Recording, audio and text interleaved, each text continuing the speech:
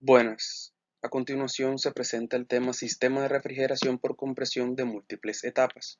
Mi nombre es Julio Mario Acuña Síquez, estudio Ingeniería Química en la Universidad del Atlántico.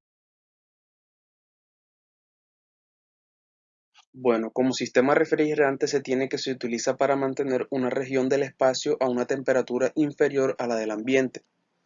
El fluido de trabajo utilizado en el sistema puede permanecer en una sola fase, refrigeración por gas, o puede cambiar de fase con una refrigeración por compresión de vapor.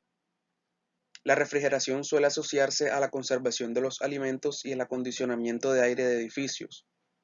Las bombas de calor son capaces tanto de enfriar como calentar con la misma instalación, utilizándose popularmente en edificios residenciales y comerciales. Las máquinas frigoríficas son dispositivos cíclicos que transfieren energía térmica desde una región de baja temperatura hasta otra de alta temperatura, gracias al trabajo aportado desde el exterior, generalmente por un motor eléctrico. Los fluidos de trabajo utilizados en estos ciclos se llaman refrigerante o fluidos frigorígenos, que en distintas partes de la máquina sufren transformaciones de presión, temperatura y fase, ya sea entre líquida o gaseosa, y mediante las cuales se realiza la transferencia de energía. Otro dispositivo de idénticas características es la bomba de calor. En realidad, ambos son en esencia los mismos dispositivos, que solo difieren en sus objetivos. La máquina frigorífica tiene como objetivo extraer calor de un espacio frío para mantener su baja temperatura, transfiriéndolo o desechándolo en otra zona de mayor temperatura. El objetivo de una bomba de calor es aportar calor a un espacio para mantenerlo caliente, tomándolo como una fuente de baja temperatura como el aire exterior, frío o el agua de un pozo. Como máquina, como máquina tiene sus elementos principales para su funcionamiento, los cuales comprenden un compresor en el cual el refrigerante entra como vapor saturado y se comprime a la presión del condensador. Este incrementa la presión del fluido para que pueda condensarse a la presión del condensador, valga la redundancia, y circular asimismo por el sistema.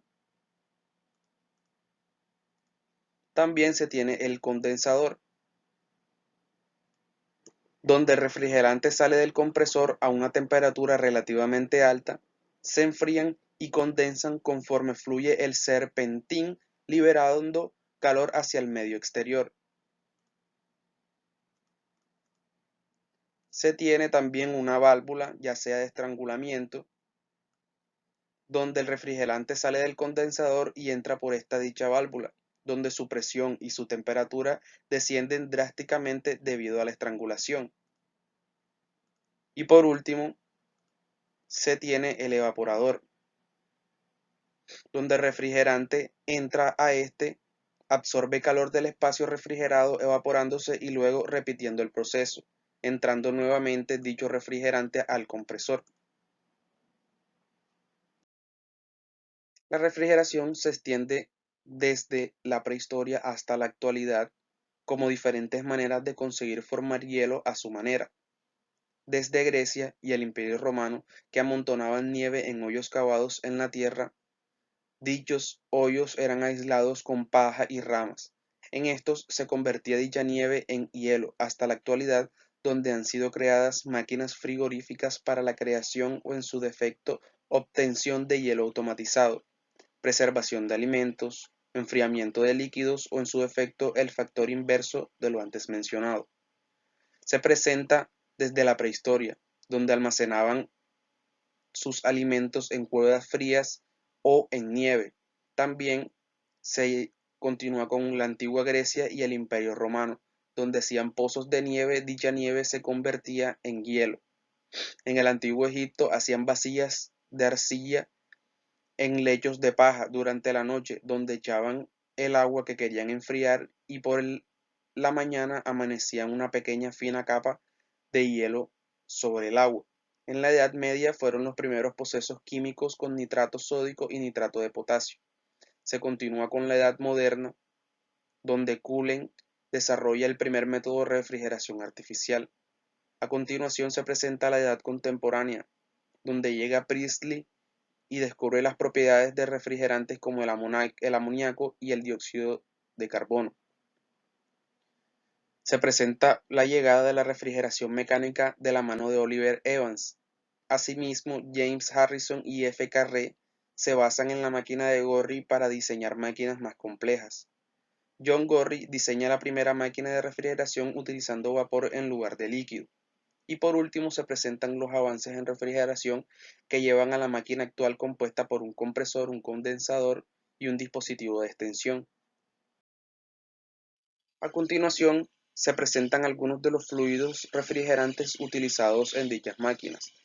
El más conocido o el más utilizado siempre va a ser el R134A, ya que se utiliza en las máquinas frigoríficas, ya sea en aires acondicionados automovilísticos, aires acondicionados de casa, neveras, etc.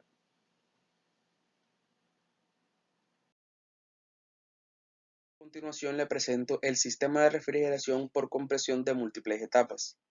Este puede verse como un sistema de refrigeración en cascada, en donde se sustituye el intercambiador entre las etapas por una cámara de mezcla o de evaporación que mejora la transferencia de calor entre las dos etapas. Es obligatorio usar un mismo refrigerante en ambas etapas. El proceso de compresión se asemeja a una compresión de dos etapas con interenfriamiento, lo cual disminuye el requerimiento de trabajo. La fracción de vapor que se forma en la cámara de evaporación instantánea es la calidad X del fluido en el estado 6 del diagrama de máquinas y en la fracción del flujo que pasa por la cámara de mezcla proveniente de la cámara de evaporación instantánea. La fracción de líquido formado es 1 menos X, que corresponde a la fracción del flujo total que pasa por el evaporador. Aplicando el balance de energía en la cámara de mezcla en condiciones adiabáticas, para determinar la entalpía a la salida de la cámara se tiene que X por la entalpía 3, X vendría siendo la eficiencia o la calidad, más 1 menos X por la entalpía 2 va a ser igual a 1 por la entalpía 9. El efecto de refrigeración por unidad de masa que atraviesa el evaporador es el siguiente. El calor refrigerado va a ser igual a 1 menos X por la entalpía 1 menos la entalpía 8. Asimismo, el trabajo total suministrado al compresor por unidad de masa que atraviesa el condensador es la suma de las dos etapas. Es decir, el trabajo del compresor va a ser igual a 1 menos X, que multiplica a la entalpía 2 menos la entalpía 1 más 1 por la entalpía 4 menos la entalpía 9. El COP del ciclo de compresión de vapor de dos etapas con refrigeración intermedia regenerativo se sigue definiendo como COP va a ser igual al Q del refrigerante sobre el trabajo del compresor. A continuación se presenta un pequeño esquema del sistema de refrigeración por compresión de múltiples etapas. Cuando se utiliza el mismo fluido en todo el sistema de refrigeración, el intercambiador de calor entre las etapas se sustituye por cámaras de mezclado y de evaporación instantánea. El refrigerante líquido pasa a través de la primera válvula de expansión hasta la presión de la cámara de evaporación instantánea. Parte del líquido se evapora y se mezcla con el vapor sobrecalentado del compresor de baja presión. Y por último, el líquido saturado se expande a través de la segunda válvula hacia el evaporador. Por conclusión, tengo que de la revisión bibliográfica se obtuvo que para entender el funcionamiento de los sistemas de refrigeración se debe tener en cuenta el proceso donde se requiere aplicarla, ya que cada sistema tiene características especiales, limitaciones, ventajas y desventajas dependiendo del proceso. El sistema de refrigeración por compresión tiene un rendimiento superior en la producción de temperaturas más bajas, ya que cuenta con una fuente de energía constante como la energía eléctrica.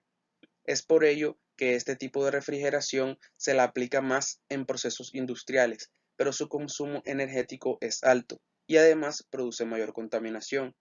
Además de entender las aplicaciones de los sistemas de refrigeración, es necesario comprender el ciclo y el principio de funcionamiento del sistema, ya sea de compresión o de absorción, tomando en cuenta qué tipo de refrigerante se va a usar, ya que cada refrigerante está desarrollado para una aplicación específica, y de esta forma elegir el sistema de reintegración o de refrigeración más adecuado, según sea la necesidad de aplicación. Como referencias bibliográficas tenemos el libro del Cengel, que es el libro de termodinámica aplicada McGraw-Hill. Tenemos el Haywood-Richardson, que es el libro de ciclos termodinámicos de potencia y refrigeración. Y por último tenemos un libro de José Ma Sala Lizarriaga y Luis María López González, que se titula Termodinámica aplicada.